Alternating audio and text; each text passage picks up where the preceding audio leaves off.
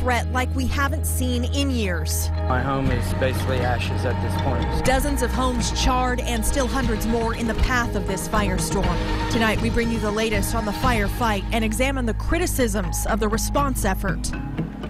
And good evening, I'm Jim Spencer. And I'm Shannon Wolfson. In the last half hour, we have learned the Hidden Pines fire in Bastrop County has destroyed 34 structures, most of them homes. Hundreds of people have also been forced to evacuate. KXAN's Phil Prazen shows us how it's forcing people in that area to rely on each other. Sometimes life nudges you into an unexpected situation. This house 5 miles south of Smithville has become a place of refuge. Get down, girl.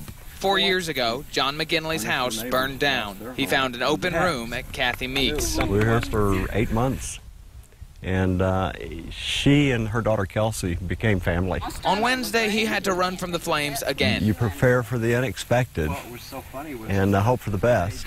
Well, you know what? You survived the fire. And he knew exactly who to call. But if we have to evacuate, I just wanted to check and make sure the porch light would be on. She texted back and said, always, porch light's always on for y'all. Here we are just 4 years later. Once more, a neighbor helps a neighbor.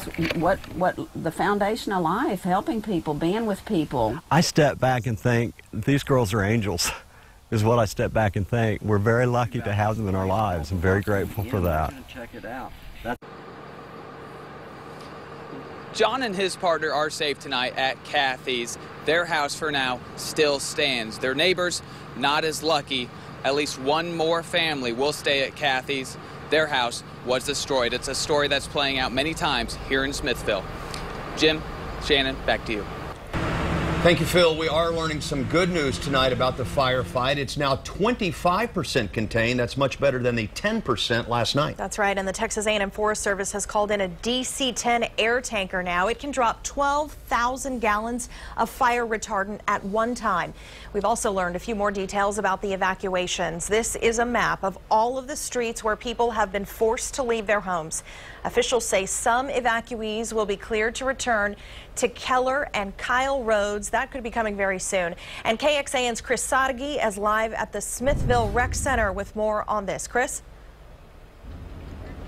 Shannon, a lot of new information coming out of this meeting, a lot of numbers and figures. You mentioned some of them, up to 25% containment, 4,300 acres burned. The reason they were able to make progress, much more suitable conditions today as opposed to yesterday. The humidity was up, the wind was down. However, the amount of structures has also gone up, 34 confirmed destroyed.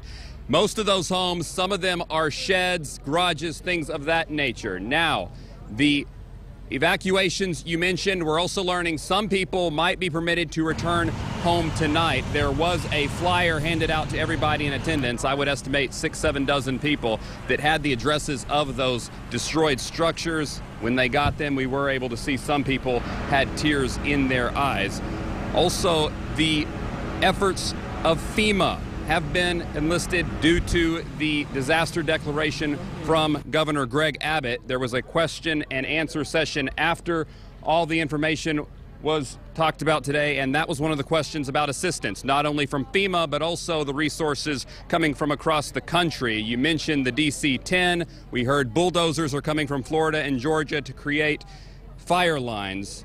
But the officials here also told people in attendance this is not done. There's a long way to go, and it is very probable that there will be more structures that go down by the time it is all said and done. So they are right in the thick of this fight and hoping for some good news. A lot of people here anxiously awaiting what happens with this Hidden Pines fire. Shannon and Jim, back to you. All right, Chris.